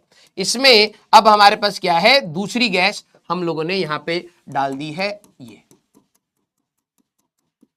तो अब ये मिक्सचर ऑफ द गैस हो गई। हाँ, तो इसका बिहेवियर कैसा होगा, इसका बिहेवियर कैसा होगा, अब हमें बात करनी है। सर ये कहना क्या चाह रहा है भाई, देख हो सकता है इस रूम में हीलियम गैस भी हो, मोनो एटॉमिक, मैंने एक साइड से मोनो एटॉमिक गैस डाली तो उसका number of moles 10 moles of mono atomic gas डाली, उसका CV अलग होगा, CP अलग, मोनो एटॉमिक का CV क्या होगा 3r/2, 5r/2 और गामा 1.6, तो इसकी वैल्यू अलग हुई। यस, मैंने यहां से ऑक्सीजन डाल दी, ऑक्सीजन डायटोमिक गैस है तो उसका CV अलग होगा, CP अलग होगा, गामा अलग होगा। अब ये जो मिक्सचर हुई है गैस, ये जो गैस का मिक्सचर बना है, इसका कंबाइंड इक्विवेलेंट अगर मैं बोलूं, इक्विवेलेंट CP क्या होगा, CV क्या होगा, गामा क्या होगा, अगर मुझे ये निकालना है तो कैसे निकालेंगे। तो पहली चीज अगर आप देखें नंबर ऑफ मोल्स, तो हमारे पास डायरेक्टली ऐड किए जा सकते हैं। यस, तो टोटल मोल्स की अगर आप बात करेंगे तो सर इसके मोल्स है N1 और इसके मोल्स है N2। मैंने 5 मोल हाइड्रोजन के लिए, 10 मोल ऑक्सीजन के लिए। मोल क्या होता है, नंबर ही तो है ना यार, एक मोल मतलब एवोगैड्रोस नंबर। यस, अगर मैं 2 मोल ले रहा हूं तो 2 इंटू Na होंगे, 3 मोल लिए तो 3 इंटू Na, तो मैंने इसके 5 मोल इसके लिए, 10 मोल इसके लिए, तो total number of moles of gases कितने होंगे सर, N1 + N2 होंगे। तो अगर आपसे बोले कंबाइन करने के बाद नंबर ऑफ मोल्स कितने हुए, ये हुए। अब internal energy, total internal energy, तो इंटरनल एनर्जी तो स्टेट फंक्शन है, टेम्परेचर दोनों का सेम था तो ये आ जाएगा U1 + U2, ध्यान सुनना। तो टोटल आप ले सकते हैं N1 + N2 into CV mixture, दोनों को मिक्सचर मान लिया at temperature T, is equal to N1 CV1T + N2 CV2T। ये लिख सकते हैं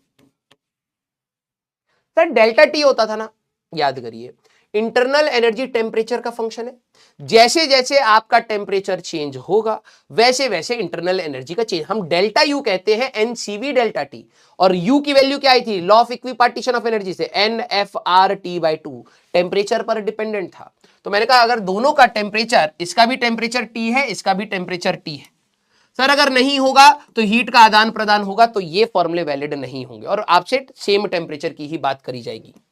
तो मैंने इन दोनों को कंबाइंड, अगर एक गैस की इंटरनल एनर्जी की बात करूं तो total number of mole CV mixture, अब जो भी मिक्सचर है T, इसका इंटरनल एनर्जी क्या होगा, N1 CV1T + N2 CV2T, तो T। अगर आपसे कोई बोले कि भैया इस गैस का मिक्सचर का CV क्या होगा, तो ये होगा N1 CV1 + N2 CV2, बेटा बहुत सारे सवाल मिलेंगे, डिवाइड बाय N1 + N2, ये होगा, एक ये हुआ। मतलब सर क्या होगा, जैसे मान लो मैंने इसको कहा ये 5 मोल, ये हमारे पास ध्यान सुनना 5 मोल ऑफ मोनो है, मान लो इन्होंने दे दिया 5 मोल है हीलियम के और 10 मोल है ऑक्सीजन के, ठीक है, मैंने कहा इनको मिक्स कर दिया है, ठीक है। अब बताओ जो दोनों का मिक्सचर है उसका CV क्या होगा, मिक्सचर का CV क्या होगा, तो आप कहोगे सर 5 इंटू CV, इसका ये मोनो एटॉमिक है तो CV होगा सर 3r/2 और इसका सर CV होगा 5r/2, बस फॉर्मूले में रखना है।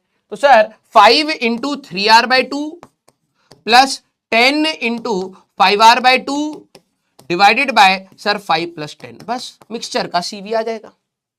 क्लियर, तो ये हमारे पास आप आसानी से निकाल सकते हैं। 2 गैसेस दे रखे हो, मिक्सचर का CV, ये बहुत ज्यादा पूछे जाने वाली चीजों में। अब बात आई कि सर CP मिक्सचर कैसे निकालेंगे, मैंने कहा भाई देखो CP मिक्सचर अगर आपको चाहिए तो CP mixture minus CV mixture equal to R। हाँ सर, तो CP मिक्सचर अगर आपको चाहिए तो मैं लिख सकता हूं R + CV मिक्सचर जरा देखना, R प्लस ये इसको यहां रख दें N1 CV1 plus N2 CV2 divided by N1 plus N2। जरा एलसीएम ले लेना बेटा, तो ये आएगा बेटा N1R plus N1 CV1 plus N2R plus N2 CV2 divided by N1 plus N2। क्या आपको दिख रहा है? यहां से N1 कॉमन लोगे तो ये क्या बनेगा, CV1 प्लस R, यहां पे N2 कॉमन लोगे CV2 plus R divided bye N1 plus N2। तो ये क्या बन जाएगा सर, CP, तो N1 CP1 plus N2 CP2 divided by N1 plus N2। ऐसे और भी गैसेस हो सर, 3 गैसेस हो, यही फॉर्मूला चलता चला जाएगा। सर गामा मिक्सचर कैसे निकालूंगा? सर गामा मिक्सचर मेरे को अगर निकालना है तो वो क्या होगा, मैंने कहा CP mixture by CV mixture. तो ये आएगा बेटा N1 CP1 plus N2 CP2 divided by N1 CV1 plus N2 CV2। ये हमारे पास यहां पर आ गया है। सर गामा अगर दे रखा हो तो कैसे करेंगे, ध्यान सुनना। अगर आप इसको इक्वेशन नंबर 1 मान ले, ठीक है, अगर आप इस वाले को इक्वेशन नंबर 1 मान ले तो आपके लिए N1 plus N2 CV mixture that is N1 CV1 plus N2 CV2 आप ऐसे निकालना चाहे ऐसे निकाल सकते हैं। अगर मान लो क्वेश्चन में नंबर ऑफ मोल्स और गामा दे रखा है, सवाल सुने, N1 और गामा दे रखा है, तब आपको गामा मिक्सचर निकालना है। तो मैं यहां पे लिख सकता हूं बेटा N1 प्लस N2, इसको आप लिख सकते हैं R divided by gamma mixture -1, ठीक है, equal to N1 R divided by gamma 1 -1 plus N2 R divided by gamma 2 -1। अब बस आपको क्या करना है, R R और R उड़ा देना है, तो ये आ जाएगा N1 plus N2 divided by gamma mixture -1, ठीक है, ये आएगा बेटा N1 divided by gamma 1 -1 plus N2 divided by gamma 2 -1, ये आ जाएगा। ठीक है, तो आपको गामा मिक्सचर निकालना हो, CP मिक्सचर निकालना हो, CV मिक्सचर निकालना हो या टोटल नंबर ऑफ मोल्स निकालने हो, तो आप मिक्सचर वाले सवालों में ये फॉर्मूला लगा सकते हो। तो यही है हमारे पास number of moles, CV mixture, CP mixture, like this. ठीक है, अब इसको मैं उसी समय कराऊंगा।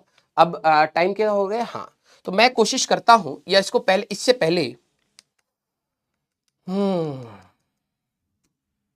चलो इसको पहले ही कर लेते हैं।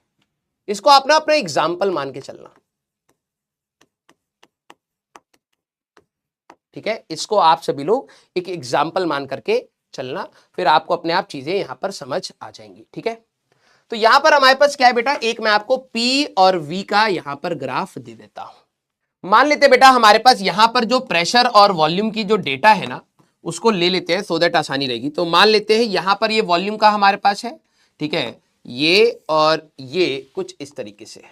ठीक है, तो यहां पर अगर आप डेटा मान लेते हैं कि मान ले ये हमारे पास V1 है, ये हमारे पास V2 है, ये हमारे पास P1 है, ये हमारे पास P2 है। ठीक है, और ये वाला जो कर्व है ना बेटा, इसका ऐसे आप ले लीजिएगा, ये वाला हमारे पास जो कर्व है, इस कर्व की अगर आप बात करें तो दिस इज एन आइसोथर्मल, मैंने आपको दे दिया। सर ये एडियाबैटिक भी हो सकता है, बिल्कुल हो सकता है, ठीक है, लेकिन अभी के लिए हमारे पास आइसोथर्मल है। और इसको एक काम करते हैं, इसको यहां पर इसका प्रेशर ले लेते हैं P2, ठीक है, और इसका प्रेशर ले लेते हैं P3। ठीक है, आई थिंक सारा डेटा हो जाएगा। हाँ, अब जरा देखना हमें इसमें करना क्या है। इसमें हमें यहां पर जो ये टेबल दे रखा है ना बेटा, Q, U और W का, ठीक है, हीट साइन आपको बताना है, वैल्यूज अगर आप बता पाए तो वैल्यूज भी बतानी है। ठीक है, और अगर आप देखें this is a cyclic process, तो इसमें internal energy, work done, efficiency के बारे में भी हम लोग बात करेंगे। तो देखना A से लेके B तक का अगर मैं आपसे वर्क डन का पूछूं, क्योंकि आपको पता है Q is equal to delta Q is equal to delta U plus work done है। यस, तो A से लेके B अगर मैं आपको प्रोसेस बोल रहा हूं तो ये कौन सा प्रोसेस हो गया बेटा हमारे पास, sir this is an isothermal process. This is an isothermal process. B2C अगर आप देखें तो वॉल्यूम कांस्टेंट है, तो सर आइसोकोरिक प्रोसेस, ठीक है। C से D की अगर आप बात करें तो sir isobaric process, and D to A की बात करेंगे तो फिर से आइसोकोरिक प्रोसेस, ठीक है। अब जरा हर प्रोसेस में सारी चीजों के बारे में बात करेंगे। जरा देखना, आइसोथर्मल प्रोसेस में एक्सपेंशन हो रहा है तो वर्क डन आपका पॉजिटिव ही आएगा, यस। और ये वैल्यू कितनी होगी बेटा? सर आइसोथर्मल का वर्क डन यहां पर आएगा पॉजिटिव, और ये होगा 2.303, या एनआरटी नेचुरल लॉग में ले लेते हैं। एनआर जो भी हमारे पास टी रहेगा उस सरफेस का, ठीक है, एलएन हमारे पास V2/V1 सर ये रहेगा। सर इंटरनल एनर्जी का अगर आपको चेंज करना है ए से बी तो टेम्परेचर कांस्टेंट होता है, तो सर इंटरनल एनर्जी का चेंज विल बी 0। और अगर आपको क्यू चाहिए तो sir Q that is you plus W, तो यहां पर आपका आ जाएगा पॉजिटिव। पॉजिटिव कहने का मतलब आप समझ पा रहे हैं बेटा कि यहां पर इस सिस्टम में जो भी हमारे पास गैस है यहां पर हीट एब्जॉर्ब होगी इस प्रोसेस में। अब कोई बोलेगी कितनी होगी, तो Q is equal to U plus W, तो यहां पर आपकी जो हीट एब्जॉर्ब होगी that is nRT ln of V2/V1, यही होगा। अब बात करते हैं B से C प्रोसेस का। इंडिविजुअल प्रोसेसेस की अगर आप बात करें तो B से C प्रोसेस हमारे पास है आइसोकोरिक, वॉल्यूम कांस्टेंट, तो वर्क डन क्या हो गया? 0 हो गया, यस। अब इंटरनल एनर्जी का याद रखना, जब वॉल्यूम कांस्टेंट होता है तो pressure is directly proportional to temperature. हाँ सर, तो प्रेशर क्या हमारे पास बढ़ रहा है घट रहा है? सर प्रेशर पहले से कम हो रहा है, तो अगर प्रेशर कम होगा तो टेम्परेचर कम होगा, यस। तो इंटरनल एनर्जी अगर आप देखें, टेम्परेचर कम होगा तो ये आएगा आपका नेगेटिव, तो यहां पर आएगा आपकी ये वाली value that will be negative. Internal energy आपकी क्या आएगी? नेगेटिव। अब आप सर इंटरनल एनर्जी के लिए हम लोग क्या फॉर्मूला लगा सकते हैं? आप लगा सकते हो NR delta T divided by gamma -1। Sir delta T तो हमें पता नहीं है, तो मैंने कहा था कि यार देखो प्रेशर और टेम्परेचर का चेंज है, तो प्रेशर हमारे पास यहां पे चेंज कर रहा है, तो आप लिख सकते हैं V इंटू कौन सा वॉल्यूम रहेगा? V2 into P2 minus P1 divided by gamma -1, यही आ जाएगा। वॉल्यूम ये ले लिया, चेंज इन प्रेशर हमारे पास P2 माइनस P1 या P1 माइनस P2 लिख लेते हैं यहां पर, ठीक है। यहां पर आएगा आपका NR delta T divided by gamma -1। हाँ सर, तो ये आ जाएगा आपका वॉल्यूम कांस्टेंट है V2 एंड दैट इज हमारे पास P1 minus P2 final minus initial divided by gamma -1। अगर तुम डेटा रखोगे तो सर ये तो नेगेटिव आएगा, हाँ इसीलिए मैंने बोला। अगर बात करें तो डेल्टा क्यू आपका क्या रहेगा? Sir delta Q will also be negative. Sir क्यों? क्योंकि इन दोनों का समीशन ही आएगा, और यहां पर अगर आप देखें तो इसकी वैल्यू भी वही आएगी V2 into P1 minus P2 divided by gamma -1। अगर यहां पर क्वेश्चन में वैल्यूज दी होती तो आप निकाल भी लेते। अब जरा देखना आइसोबारिक है। आइसोबारिक में अगर आप देखें तो हमारे पास कांस्टेंट प्रेशर पर आपने क्या करा है? यहां पर हीट दिया होगा या लिया होगा, तो वर्क डन क्या रहेगा? Sir work done will be negative. क्यों? कंप्रेशन हो रहा है यहां पर, यहां अगर आप जा रहे हैं तो work done will be negative. अगर आप वर्क डन की बात करेंगे तो प्रेशर आपका कांस्टेंट है कितना? That is P1 into V final that is V1 minus V2। आपको ही पता है V1 इज लेस, तो अपने आप नेगेटिव आ जाएगा। अब बात आती है सर इंटरनल एनर्जी, तो मैंने कहा ये होता है हमारे पास NCV डेल्टा टी, यही आएगा। अब देखना जब आपका प्रेशर कांस्टेंट है, तो volume is directly proportional to temperature. अगर मेरा वॉल्यूम कम होगा तो टेम्परेचर कम होगा, हाँ दैट मींस डेल्टा यू यहां पर नेगेटिव आ रहा होगा। अगर आप देखें तो डेल्टा यू अगर हमारे पास नेगेटिव आ रहा है, डेल्टा यू अगर डेल्टा टी अगर हमारे पास नेगेटिव है तो डेल्टा यू भी हमारे पास नेगेटिव ही आएगा, तो दोनों का समेशन ये भी हमारे पास नेगेटिव बनेगा, यस। और कांस्टेंट प्रेशर पर अगर आपने दिया है तो आप डायरेक्टली यहां पर NCP डेल्टा टी भी फॉर्मूला लगाना चाहे तो लगा सकते हैं, राइट। तो हीट जब पॉजिटिव होती है तो एब्जॉर्ब हुई, हीट जब नेगेटिव है तो एमिट हुई, हीट जब नेगेटिव है तो एमिट हुई। इस प्रोसेस में हीट बाहर निकलेगी, इस प्रोसेस में हीट बाहर निकलेगी, इस प्रोसेस में हीट एब्जॉर्ब हमारे पास होगी। अब D to A बिल्कुल इसका अपोजिट है, B2C में हमारे पास क्या हुआ था, प्रेशर कम हुआ है। D2A हमारे पास आइसोकोरिक ही है, वर्क डन 0 आएगा। Yes sir, work done sir हमारे पास 0 आया। अगर आप देखें तो यहां पर प्रेशर बढ़ रहा है, यहां पर आपका pressure is directly proportional to temperature रहेगा, प्रेशर बढ़ेगा तो टेम्परेचर बढ़ेगा, तो डेल्टा यू आपका पॉजिटिव आएगा। तो ये आपका कितना आया बेटा, पॉजिटिव आया। ठीक है, और अगर ये हमारे पास पॉजिटिव आया तो डेल्टा क्यू भी हमारे पास क्या होगा, पॉजिटिव ही होगा। दैट मींस हीट यहां पर सिस्टम में एब्जॉर्ब होगी। अब बात आई इंटरनल एनर्जी, याद करिए इन cyclic process delta U is a state function, is a state function. आप यहां से स्टार्ट हुए यहीं पर आ गए, तो क्या टेम्परेचर का चेंज हुआ? इनकंप्लीट साइकिल, इनकंप्लीट साइकिल अगर आप देखें तो क्या हमारे पास डेल्टा यू 0 आएगा? यस। कंप्लीट साइकिल की बात करें, अगर कोई बोले टोटल वर्क डन बताना है, ध्यान सुनना, तो टोटल वर्क डन, तो ये तो पाथ फंक्शन है, W1 plus W2 plus W3 plus W4 आपको लगाना पड़ेगा, सभी के वर्क डन आपको जोड़ने पड़ेंगे। तो W1 हमारे पास कितना है बेटा, that is nRT ln of V2 by V1 लगाना पड़ेगा। हाँ, सेकेंड प्रोसेस में तो सर वर्क डन हुआ ही नहीं, ठीक है। थर्ड प्रोसेस में अगर आप देखें तो सर हमारे पास वॉल्यूम, अच्छा सेकेंड प्रोसेस में वॉल्यूम कांस्टेंट, हाँ थर्ड प्रोसेस में sir P into final volume V1 minus V2 ये आएगा। ये अपने आप वैल्यूज डालोगे ना बेटा, जब वैल्यूज डालोगे अपने आप साइन रख लेंगे, तो ये वर्क डन हुआ। और फोर्थ प्रोसेस में भी वर्क डन 0 हुआ। अब अगर मान लो कोई बोले कि भाई टोटल हीट, इसको यहां पर हटा दो, कोई बोले टोटल हीट बता दो बेटा इन द सिस्टम, ठीक है, डेल्टा क्यू ऑफ प्रोसेस या साइक्लिक प्रोसेस। मैंने कहा यार अगर डेल्टा क्यू निकालना है तो delta U of cycle plus work done of cycle कर लेंगे। हाँ सर, तो ये तो साइकिल में 0 है बेटा, तो डेल्टा क्यू हमारे पास क्या आ जाएगा, यही वर्क डन ऑफ साइकिल के बराबर आ जाएगा। यस। अब बात आई लास्ट इज एफिशिएंसी। एफिशिएंसी क्या होता है, कितना वर्क डन हुआ है, work done total divided by energy absorbed.